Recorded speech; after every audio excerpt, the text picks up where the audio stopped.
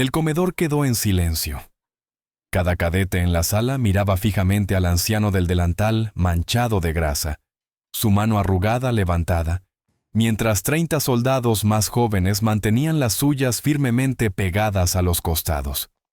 Lo que ninguno de ellos sabía, lo que la general de pie al frente de la sala estaba a punto de revelar, convertiría una simple pregunta en una lección que ninguno olvidaría jamás. El tiro ambidiestro no es solo una habilidad, es una filosofía. Y este cocinero de 78 años estaba a punto de enseñarles por qué importa más que cualquier otra cosa que hubieran aprendido ese año. Escribe Skill. Si crees que la verdadera maestría no tiene límite de edad. La mañana había comenzado como cualquier otra en Camp Mercer. Diana a las 05:30 ejercicio físico a las 06:00 y formación a las 07:00. La humedad de Virginia ya se estaba acumulando, ese aire espeso del verano, que se instala en los pulmones y no se va. 240 cadetes desfilaron por el comedor bandejas, chocando voces rebotando contra las paredes de concreto. Nadie prestaba atención al personal de cocina, nadie lo hacía nunca. Harold Winston llevaba 11 años cocinando en Camp Mercer. Antes de eso había trabajado en un centro de veteranos en Richmond. Antes de eso, bueno, esa era una historia mucho más larga. A los 78 años se movía más lento que antes. Las rodillas le dolían por las mañanas, los hombros protestaban cuando levantaba los pesados recipientes y su vista requería unas gafas gruesas que se empañaban constantemente sobre las mesas de vapor. Pero sus manos eran firmes, siempre firmes. Eso era algo que el tiempo no le había quitado. Trabajaba la línea del desayuno con una eficiencia nacida de la práctica, sirviendo huevos revueltos y colocando tiras de tocino en platos que pasaban en un flujo interminable. Los cadetes rara vez lo miraban, y cuando lo hacían veían exactamente lo que esperaban ver: un hombre negro anciano con un delantal blanco, el cabello canoso, el rostro marcado por décadas de madrugadas y cocinas calientes. El abuelo de alguien, tal vez, alguien que había pasado su vida en trabajos de servicio invisible y poco memorable.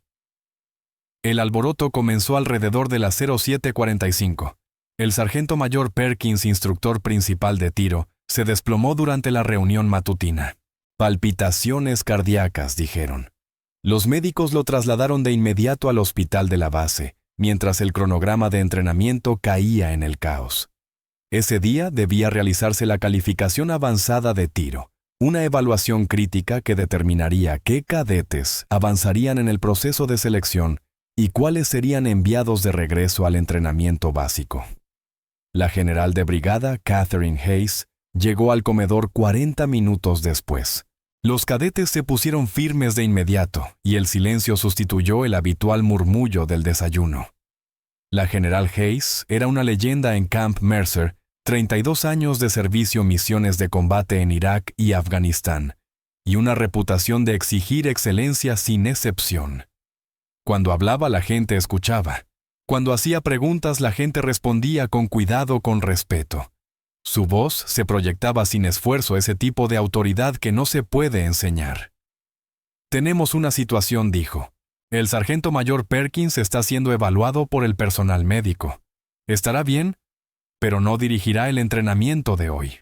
Necesito saber con qué recursos contamos».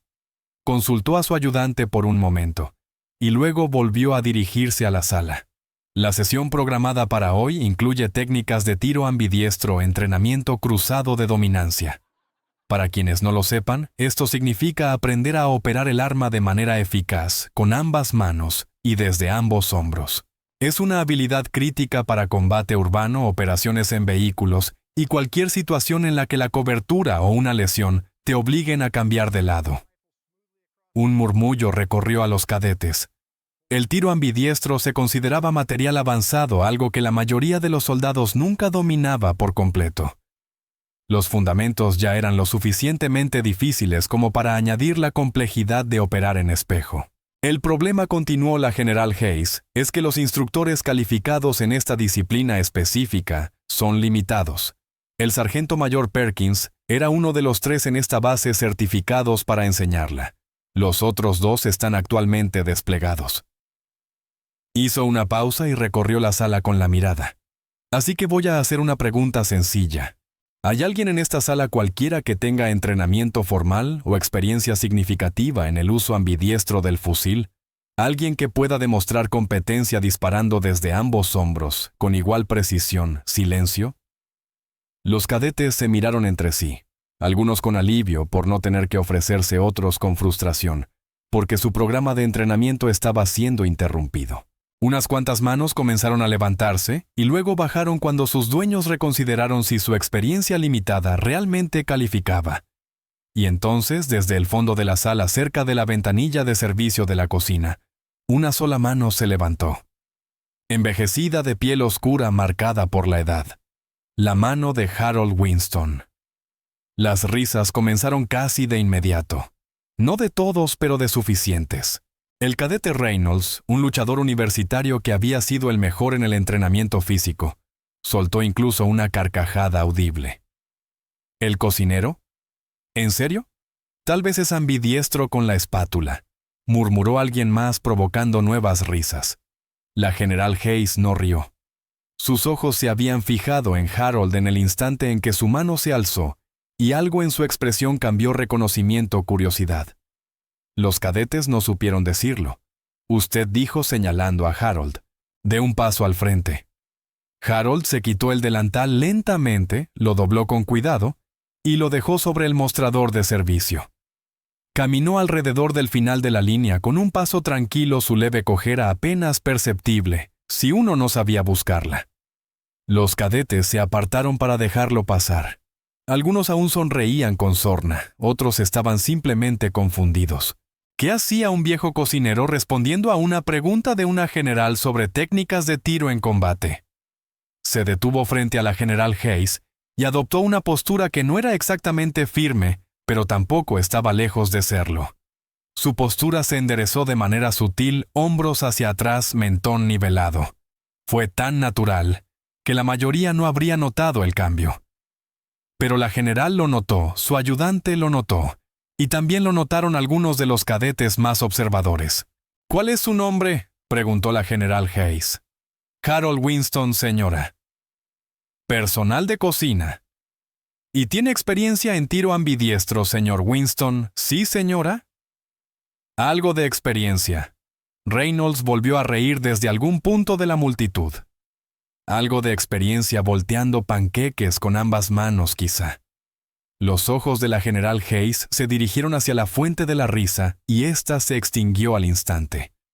Cuando volvió a mirar a Harold, su voz fue más suave, casi amable. Hábleme de su experiencia, señor Winston. Harold guardó silencio por un momento. Cuando habló, su voz fue pareja, sin prisa, cargada de ese peso particular que proviene de relatar cosas que realmente ocurrieron y no cosas imaginadas. Recibí mi entrenamiento inicial en tiro de dominancia cruzada en Fort Bragg en 1967.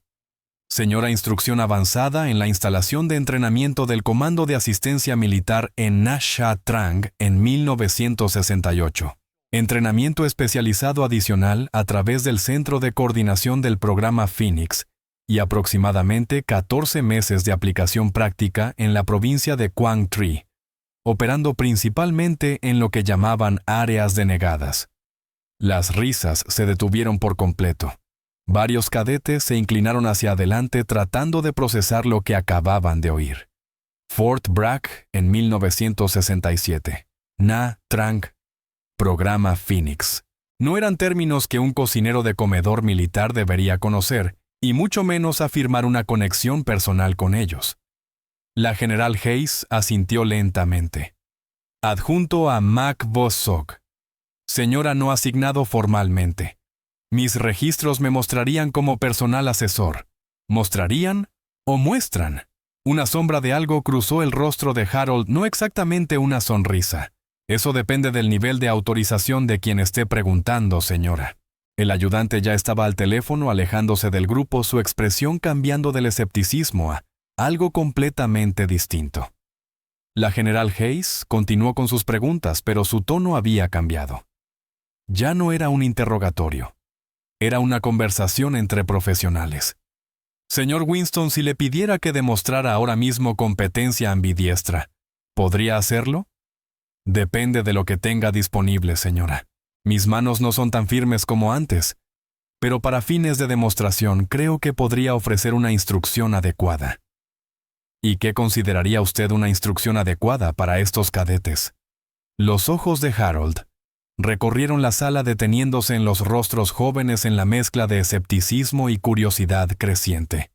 Con todo respeto, señora, la mayoría de estos soldados no entiende por qué el tiro ambidiestro es importante.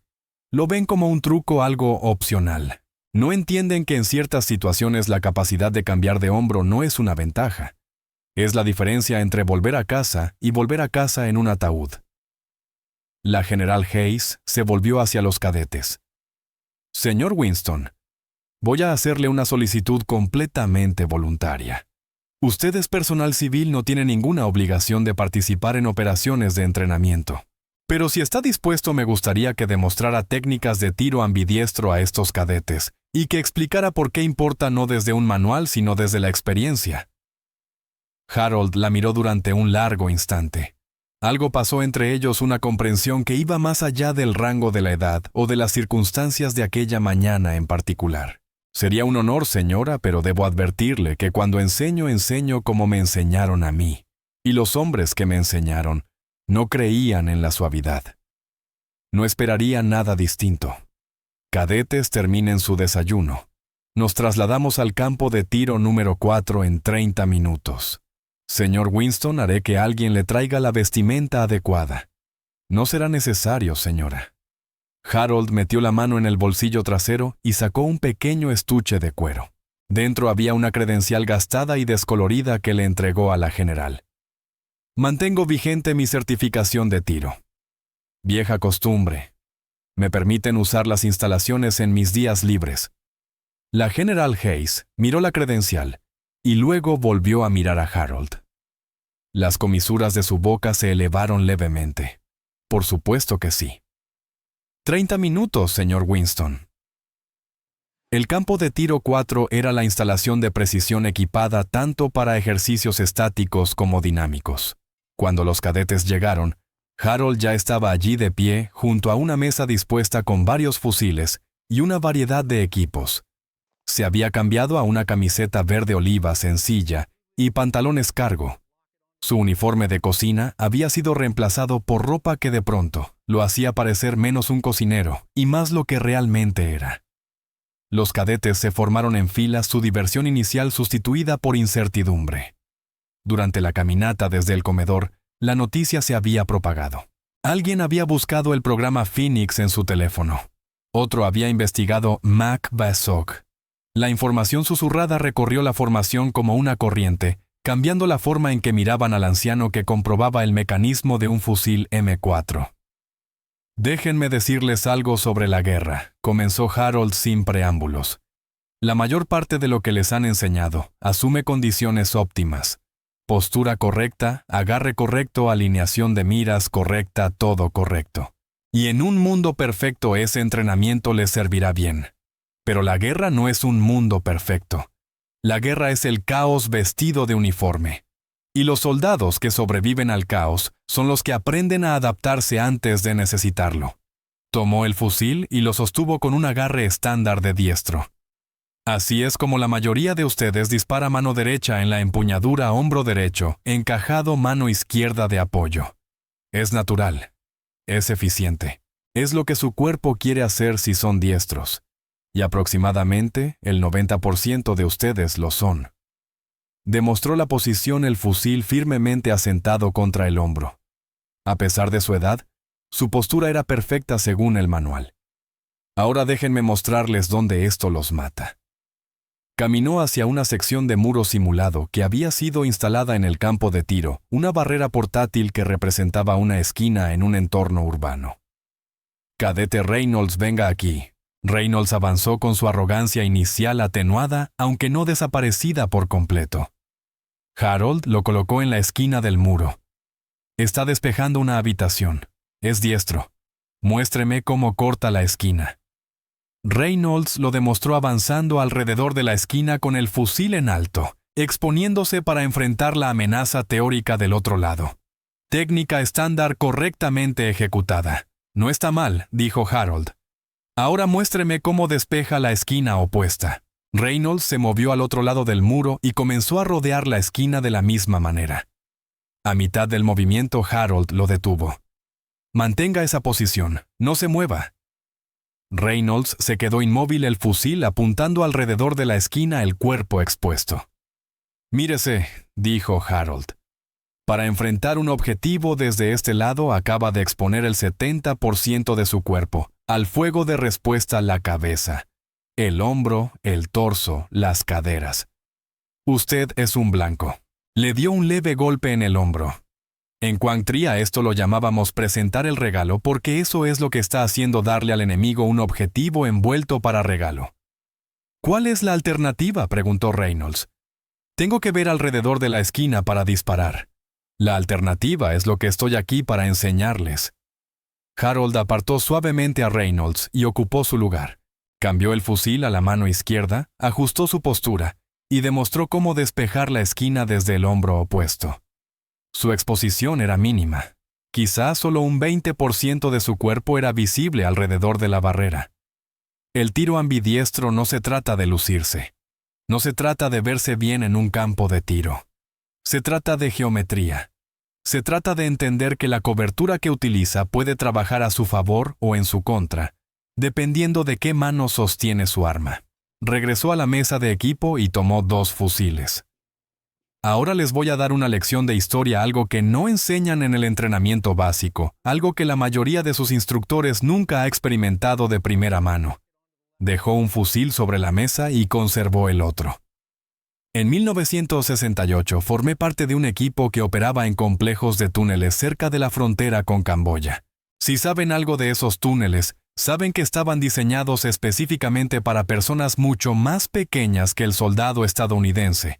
Promedio, pasajes estrechos, techos bajos, giros de 90 grados que atrapaban a cualquiera que intentara moverse con una postura de tiro convencional. Los cadetes guardaban silencio, ahora toda su atención centrada en el viejo cocinero, que describía cosas que sonaban imposibles. La primera vez que entré en un túnel, era diestro como la mayoría de ustedes. 3 semanas después, era completamente ambidiestro. ¿Saben por qué? Porque a los túneles no les importaban mis preferencias. Algunos pasajes giraban a la izquierda, otros a la derecha. Si solo podía disparar desde el hombro derecho, estaba muerto en cada giro a la izquierda. La geometría lo garantizaba. Lo demostró imitando los movimientos confinados de un combatiente en túneles. El fusil pasaba de mano en mano, de hombro a hombro, con una fluidez que desmentía su edad. Aprendí rápido porque tenía que hacerlo. Los hombres que no aprendieron rápido no regresaron a casa. Eso no es una metáfora, no es una exageración, es un hecho. Vi morir a buenos soldados valientes porque no pudieron adaptarse a disparar desde su lado débil, porque nadie les había enseñado que la mano dominante podía matarlos. En algún momento durante la demostración de Harold, la general Hayes había llegado. Permanecía al fondo del grupo observando con una expresión que los cadetes no lograban descifrar del todo. Respeto sin duda, pero también algo más, algo parecido a gratitud. Harold dejó el fusil y tomó un marcador caminando hacia una pizarra grande, instalada cerca de las posiciones de tiro. Permítanme enseñarles la física de por qué esto importa.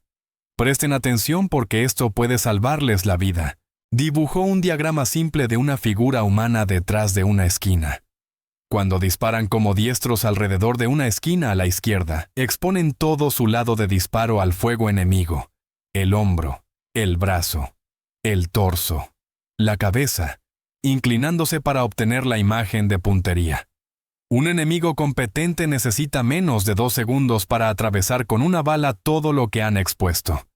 Dibujó otra figura, esta disparando como zurda alrededor de la misma esquina. Cuando cambian a la mano débil en una esquina a la izquierda, exponen solo lo necesario, las manos, el arma, y apenas lo suficiente de la cabeza para ver el objetivo. Han reducido su exposición en aproximadamente un 60%. Pero sacrifican precisión, intervino alguien. Era el cadete Morrison, el mismo nombre de la sesión de entrenamiento anterior, aunque otra persona. Disparar con la mano débil invierte todos los fundamentos. Se necesitan años para desarrollar la misma competencia. De verdad, Harold dejó el marcador. Probemos esa teoría. General Hayes, con su permiso, me gustaría realizar una demostración. La general asintió. El campo es suyo, señor Winston. Harold caminó hacia la línea de tiro. 3 blancos estaban colocados a 50 metros, siluetas estándar. Tomó un fusil, lo revisó con eficiencia nacida de la práctica y cargó un cargador. Voy a disparar 3 rondas desde el hombro derecho y luego 3 desde el izquierdo. Mismo blanco, misma distancia, mismas condiciones. Luego les explicaré por qué la diferencia que vean o no vean importa más de lo que creen. Se colocó el fusil en el hombro derecho, respiró hondo y disparó 3 rondas en una sucesión fluida. Los cadetes observaron el blanco a través de los visores de observación. 3 impactos, una agrupación cerrada en el centro de masa. Sin bajar el fusil, Harold hizo la transición del arma a su hombro izquierdo.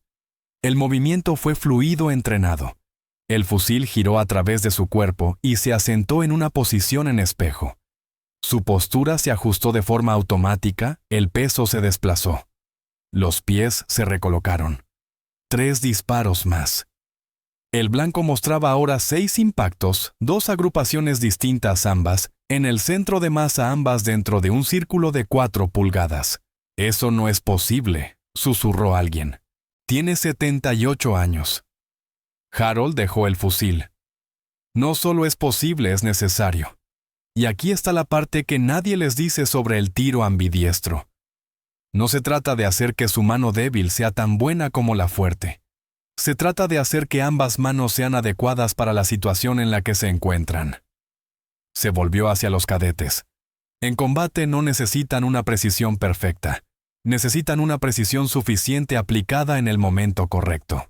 Un disparo con un 90% de precisión desde cobertura vence a un disparo 100% preciso, mientras se desangran por la bala que recibieron porque se expusieron innecesariamente. La general Hayes dio un paso al frente. Señor Winston, con su permiso, creo que los cadetes deberían entender exactamente quién ha estado enseñándoles hoy. Harold asintió una sola vez, un pequeño gesto de aceptación. Este hombre dijo, la general Hayes, dirigiéndose a la formación, sirvió en 3 despliegues en Vietnam. Estuvo vinculado a operaciones que permanecieron clasificadas hasta 2017, y algunos elementos aún están censurados. Sus registros oficiales lo muestran como especialista asesor. La realidad es considerablemente más compleja. Sacó una tableta y comenzó a desplazarse por la información. Harold Winston recibió la Estrella de Plata por acciones en la provincia de Tai Ninh en 1969. Recibió la Estrella de Bronce con distintivo Kimpo en 2 ocasiones. Fue condecorado con 3 corazones púrpura, el último por heridas sufridas en el mismo complejo de túneles que acaba de describir. Pasó 14 meses en operaciones que el ejército aún no reconoce plenamente que ocurrieron. Los cadetes permanecieron en un silencio atónito. El cocinero, el anciano del que se habían reído hacía una hora, era un veterano de combate condecorado con más experiencia en guerra real que todos sus instructores juntos. Después de Vietnam, continuó la general Hayes, el señor Winston, sirvió como instructor en Fort Bragg para el cuadro de entrenamiento de operaciones especiales. Enseñó tiro ambidiestro, combate en espacios cerrados y técnicas de supervivencia a generaciones de soldados de operaciones especiales.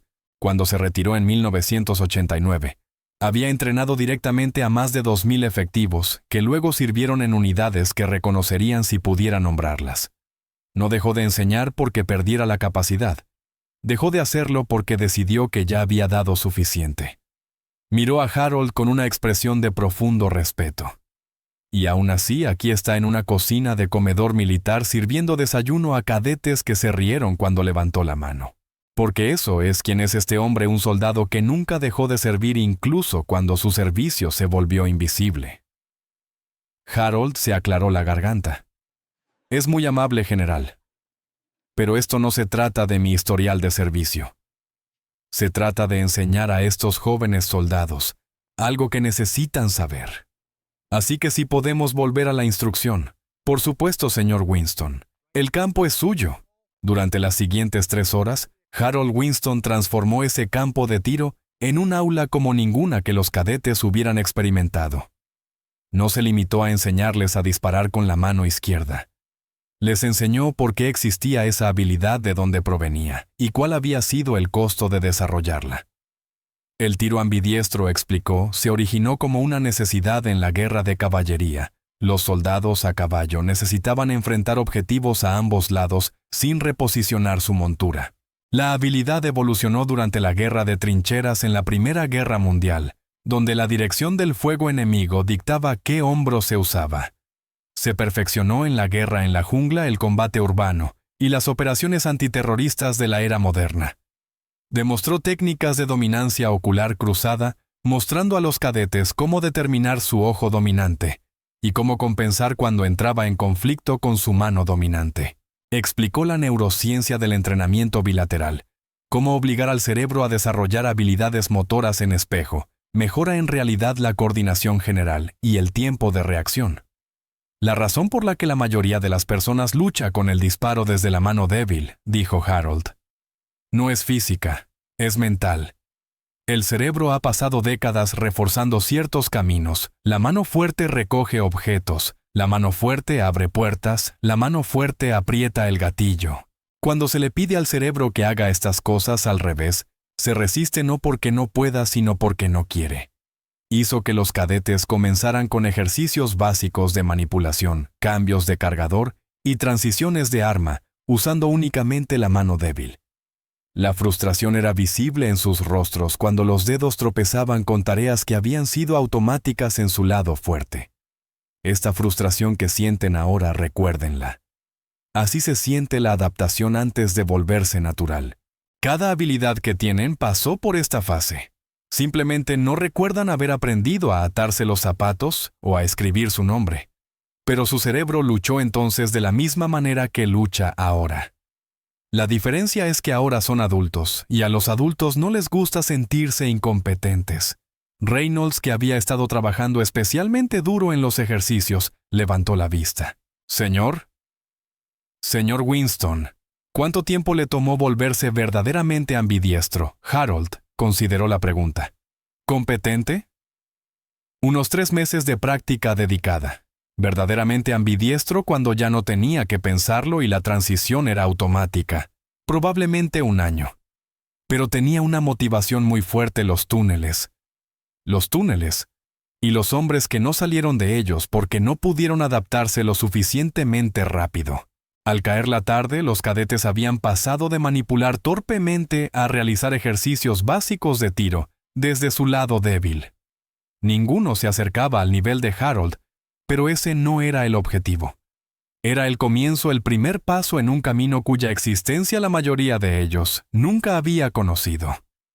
Cuando la sesión llegaba a su fin, Morrison se acercó a Harold. El uniforme del joven cadete estaba cubierto de polvo del campo de tiro. Su rostro estaba surcado de sudor y arcilla de Georgia. «Señor Winston, tengo que preguntarle algo. ¿Por qué está trabajando en un comedor? Con su experiencia, con su historial, podría estar enseñando en cualquier institución militar del país.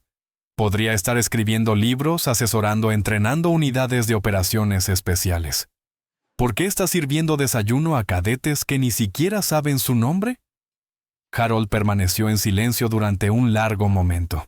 Dejó el fusil que había estado limpiando y miró a Morrison con esos ojos que habían visto cosas que el joven cadete no podía imaginar. «Después de Vietnam probé el camino institucional.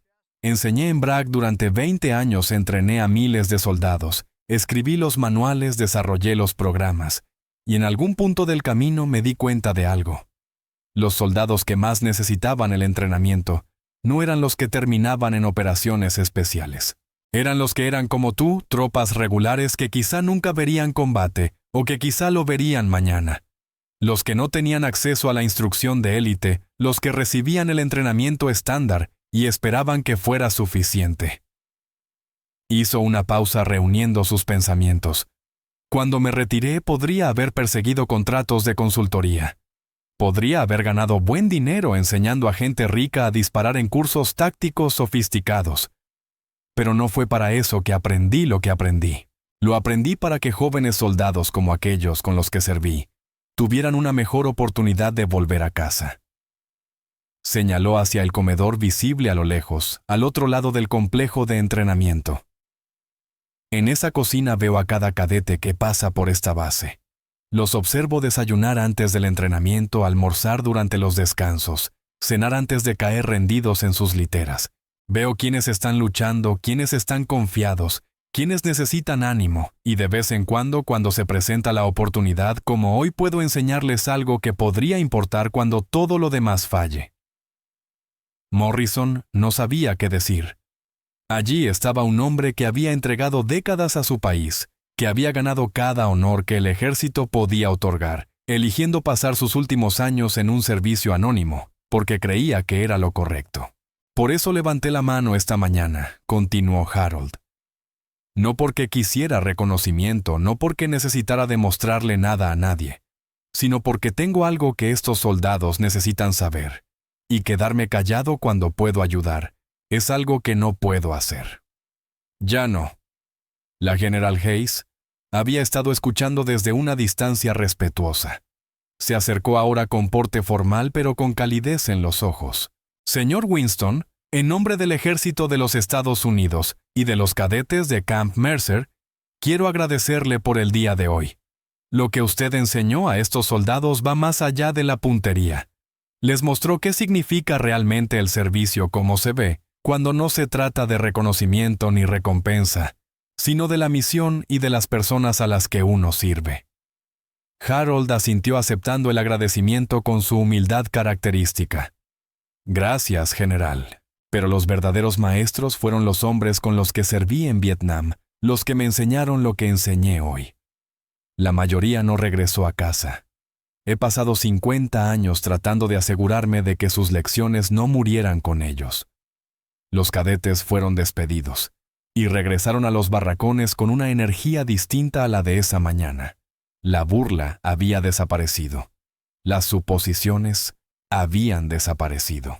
En su lugar, había algo más silencioso, algo que llevaría tiempo procesar por completo, la comprensión de que la excelencia puede tener cualquier rostro, llevar cualquier título y aparecer en lugares donde uno nunca esperaría encontrarla. Reynolds se detuvo junto a Harold al salir. La arrogancia que había mostrado antes se había evaporado por completo, reemplazada por algo que se parecía mucho a la humildad. Señor, le debo una disculpa.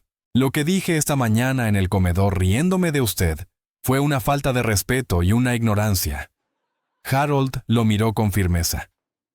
Cadete Reynolds, usted no lo sabía. Eso no es un defecto, es un hecho.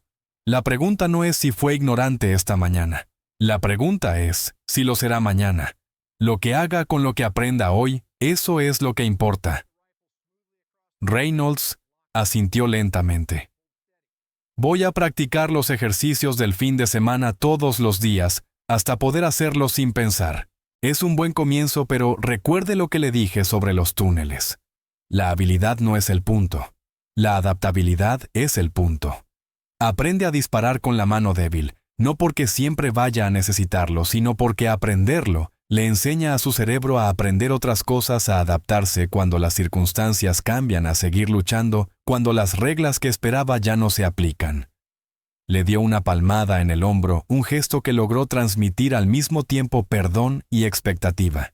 Ahora vaya a comer algo y si lo veo en el comedor mañana por la mañana, espero el debido respeto para los huevos revueltos.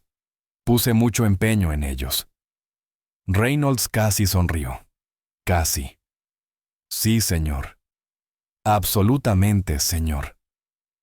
A la mañana siguiente, Harold volvió a estar detrás de la línea de servicio a las 0700. Mismo lugar, mismo delantal, el mismo vapor elevándose de las bandejas del desayuno. Los cadetes pasaban en su flujo habitual bandejas extendidas voces, mezclándose con el ruido familiar del comedor. Pero algo era diferente. Cada cadete que pasaba por el puesto de Harold asentía con la cabeza. Algunos decían buenos días. Otros simplemente sostenían la mirada. Un breve gesto de reconocimiento que habría parecido insignificante para un observador externo, pero que significaba todo para quienes estaban allí. Reynolds pasó cerca del final de la fila. Tomó sus huevos revueltos con un discreto gracias, señor, lo suficientemente claro como para que varios de sus compañeros cadetes voltearan sorprendidos. Harold simplemente asintió y siguió sirviendo. Ese era el trabajo. Esa era la misión. No el reconocimiento ni la gratitud, sino el servicio en sí, el trabajo interminable e invisible de preparar a jóvenes soldados para desafíos que aún no podían imaginar. La General Hayes había organizado para que Harold impartiera sesiones mensuales de entrenamiento en técnicas ambidiestras. Asistencia opcional sin presión, solo una invitación abierta para cualquier cadete que quisiera aprender. La primera sesión reunió a 40 voluntarios. Para el tercer mes ya había una lista de espera. Y cada mañana, antes y después de las sesiones de entrenamiento, Harold Winston permanecía detrás de la línea de servicio con su delantal blanco manchado, sirviendo huevos en bandejas para soldados que ahora sabían lo que antes no sabían, que el viejo cocinero no solo estaba sirviendo desayuno, estaba sirviendo toda una vida de conocimiento pagada con sangre, sacrificio y los rostros de amigos que nunca regresaron a casa. Algunos héroes llevan medallas en uniformes de gala. Otros las llevan en los lugares más silenciosos, en los momentos más pequeños, en el simple acto de presentarse y servir, sin esperar reconocimiento. Harold Winston había ganado cada honor que su país podía otorgarle. Pero el honor que más valoraba era el que se concedía a sí mismo el honor de seguir sirviendo mucho después de que cualquiera hubiera esperado que lo hiciera. Los cadetes que pasaron por Camp Mercer en esos años se llevaron algo consigo al marcharse. No solo las habilidades que Harold les enseñó, sino la lección que él encarnaba, que el servicio no termina con la jubilación, que la sabiduría no necesita reconocimiento, y que el error más peligroso que uno puede cometer es creer que conoce la historia de alguien solo con mirarlo. En un comedor de Virginia, entre bandejas de huevos revueltos y tocino crujiente, un cocinero de 78 años sigue enseñando esa lección todos los días. Un cadete a la vez, un gesto de respeto, a la vez una mano levantada a la vez, respondiendo preguntas que nadie esperaba que él respondiera. Si esta historia te conmovió, espera a escuchar lo que ocurrió cuando un joven oficial intentó disciplinar a un conserje anciano en el Pentágono. ¿Qué llevaba el conserje en el bolsillo? ¿Por qué el oficial fue trasladado al día siguiente? ¿Y cuáles fueron las 4 palabras que lo cambiaron todo? Suscríbete para más historias de servicio oculto y héroes inesperados. Comenta Honor si crees que todo veterano merece respeto sin importar sus circunstancias actuales. Y presiona el botón de me gusta si piensas que las lecciones de quienes sirvieron nunca deberían olvidarse.